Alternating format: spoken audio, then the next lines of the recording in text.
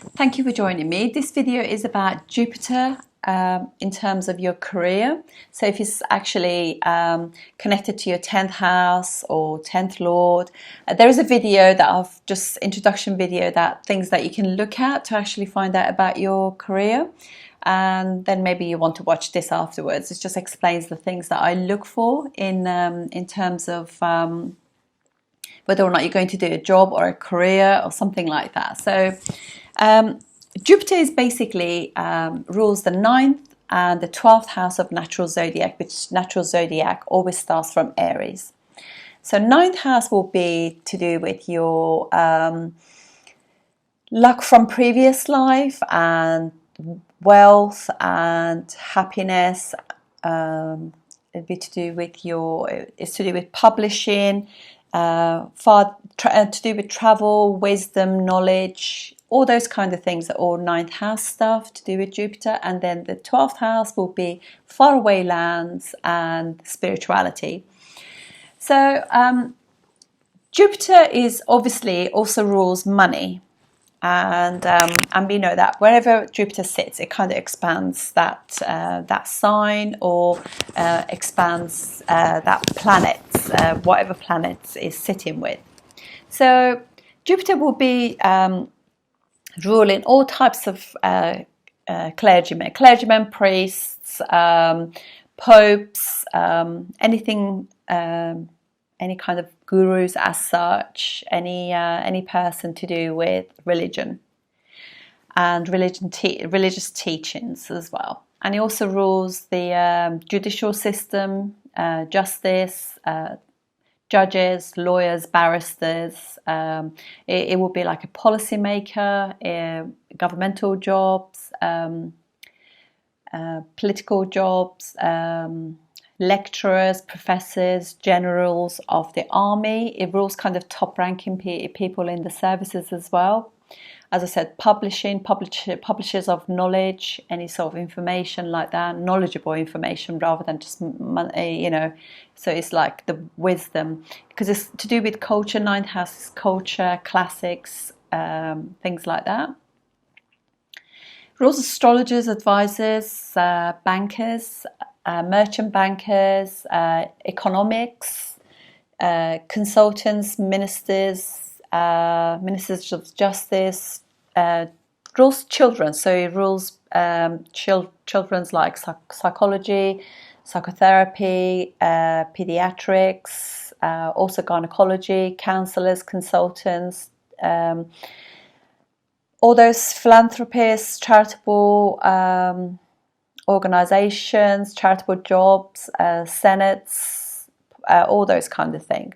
So it rules a vast number of jobs.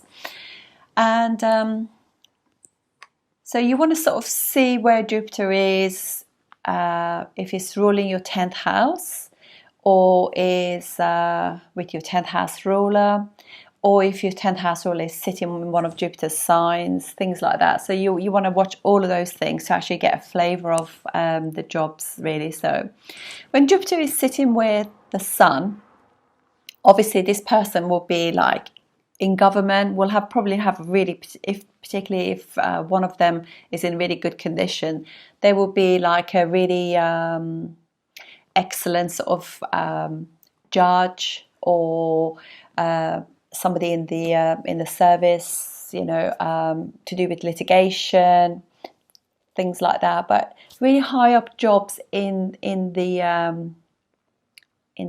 government, probably they will be all in the forces as well. If it was with Mars, it could be the same, but it could possibly be in like something like the police, or it could be the generals. It could really be very, very good lawyers will have this as well, because they would be able to logically, because Mars is logic, so logically actually argue your case for you. Well, obviously we don't want them to be arguing against us, it'd be quite difficult. So, and Jupiter-Saturn is a difficult one. I think it's not as difficult for normal people like us, but I would always see that as a difficult one for people in high up positions, because I always, just looking at some charts, I always think that they kind of, Jupiter wants to give, Saturn wants to constrict. So they kind of want to appear to be like giving and charitable towards people, but they're not really. So, but in a person's chart, normal person's chart, it would normally be that they kind of have ideals about life. So they could be very like, because obviously Jupiter is expands everything, and it's wisdom and charity, but it could just also be that they have these ideals, but when it comes to actually actioning them, Saturn will stop that.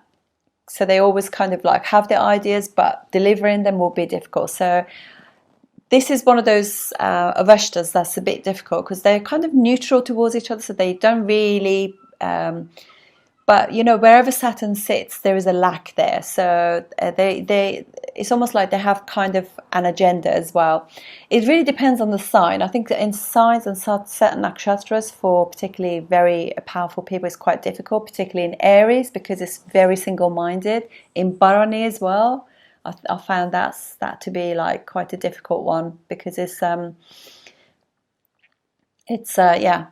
quite a difficult like nakshatra as well, because although it's ruled by Venus, it's quite you got to understand, Venus rules war. I mean, Venus, not all Venus's nakshatras as well, they're not all giving. Look at people in history where they've had Bharani or Purvashada. Have a look and see their charts and what they've created in the world. So you always got to be just like a bit like realize it's not always good.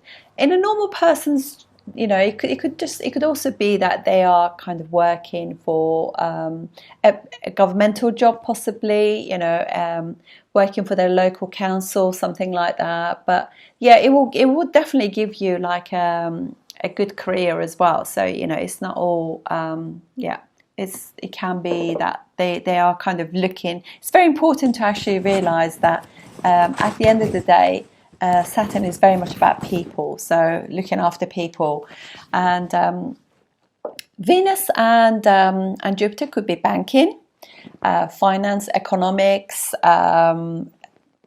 credit card companies, loans, things like that. Could be those sort of jobs, and it could also be that they could be teachers of classics, literature, classical literature.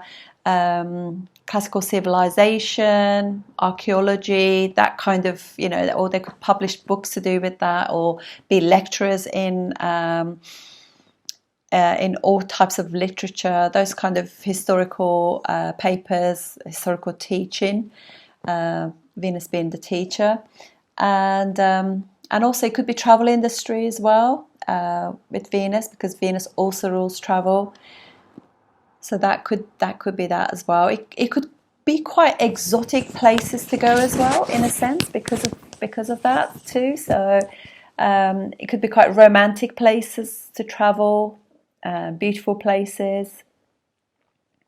And then Jupiter Mercury could be a teacher, teacher of younger students, so or lecturers as well for that. So teaching kind of mercurial things, or sort of wisdom and things like that as well. So and also it could be banking too, because Mercury also rules money and accountancy, things like that. Then if you have Moon with Jupiter, that could be somebody who is, because Moon is like masses overseas, so it could just be that you're teaching things overseas to masses, so you have mass appeal. If it's in the third house, you could be like a inspirational speaker, or write for politicians. You write for people who actually have an appeal to other people as well. This could be Jupiter Mercury as well, where you actually, Mercury is speech, so you are actually speaking to people as well. But with the Moon, if it's to do with third house, it could be masses rather than just like Mercury could be like, you could be speaking to just like students, campus, universities, things like that. So then Jupiter with, just trying to think who I've missed out. Jupiter, Rahu. Now, Jupiter is the only planet, particularly if your Jupiter is in good condition, that can actually like rein in the uncontrollable desires of Rahu. But it can also be aviation, because they both kind of travel. Rahu being aviation, so it could also be like traveling to exotic places, places that people wouldn't normally go, like for example things like going to the North Pole, going to expeditions. I mean, even the rocket travels that famous people are doing now, that will be to do with that as well. You know, working for NASA, maybe something like exotic to do with that. And it probably will not be a good one for teachings, because Rahu can be like, until Rahu is quite mature, or you have got quite a good sort of yeah, they've got to be careful, because Rahu still was the little trickster. So I'll just be aware of that, unless if they got a really good Saturn in their chart. You know, that would be different. Also, as you get older, it gets better as well. Rahu becomes more under control, because Rahu matures at 42. But it could also be that it do unusual forms of travel, unusual forms of teaching as well. So you could be teaching aerospace, things like that. You know, aircrafts, things to do with that. You know, that format, because it's technology as well, Rahu. Jupiter K2 is nice. It's very spiritual. It could be any form of religion, spirituality, and higher teachings, higher knowledge, awareness, that kind of thing. Jupiter does kind of elevate K2, which is really nice, you know, because K2 can be somewhere where we always feel the lack. Jupiter really helps K2 elevate, that kind of thing. So that is my take on Jupiter careers. Thank you for watching. I'll see you on the next video. Thank you.